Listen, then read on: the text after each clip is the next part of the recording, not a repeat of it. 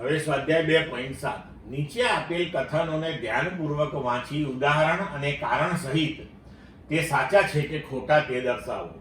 કણની એક પારિમાણિક ગતિમાં એ કોઈ એક ક્ષણે તેની ઝડપ શૂન્ય હોવા છતાં તેનો પ્રવેગ અશૂન્ય હોઈ શકે છે.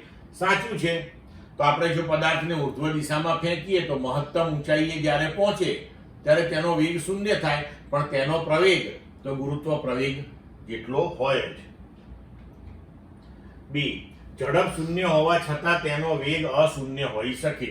ના, ખોટું છે. એ શક્ય જ નથી, કારણ કે ઝડપ એ વેગનું મૂલ્ય દર્શાવે છે. તો ઝડપ શૂન્ય હોય તો વેગનું મૂલ્ય શૂન્ય થાય, તો વેગ શૂન્ય જ થાય. સી, ઝડપ અચળ હોય તો પ્રવેગ હંમેશા શૂન્ય હોય. સાચું છે, કારણ કે સુરેખ માર્ગે આપણે એક પારિમાણિક ગતિ લીધી છે. તો જો ઝડપ અચળ હોય તો પછી ઝડપની અંદર ફેરફાર એટલે કે વેગનો ફેરફાર શૂન્ય આવે, તો પછી પ્રવેગ હંમેશા શૂન્ય જ મળે. હવે પ્રવેગના ધન મૂલ્ય માટે ગતિ હંમેશા વધતી હોય છે, તો એ ખોટું છે. જો ધન દિશામાં જતા હોય, બરોબર, તો વેગનું મૂલ્ય વધતું જાય તો પ્રવેગ ધન આવે, બરોબર.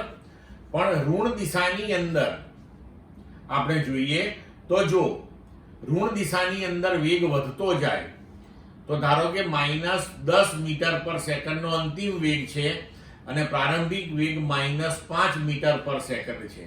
તો -10 -5 કરો તો વેગનો ફેરફાર આવ્યો -5 નો. તો એ વખતે પણ પાછો પ્રવેગ આપણને ઋણ મળ્યો, બરોબર છે. તો એ વખતે બી વેગ તો વધતો હતો, પણ ધારો કે ઋણ દિશાની અંદર આવી જ રીતના આપણે વિચારીએ કે એનો વેગ ઘટતો જાય, તો ઋણ દિશામાં વેગ ઘટે તો પ્રારંભિક વેગ ધારો કે મોટો છે અને પછી અંતિમ વેગ નાનો છે, તો પછી અહીંયા પરિસ્થિતિ એ આવશે કે અંતિમ માઇનસ તમે પ્રારંભિક કરશો તો ફેરફાર ધન આવશે, તો પાછો પ્રવેગ ધન મળશે.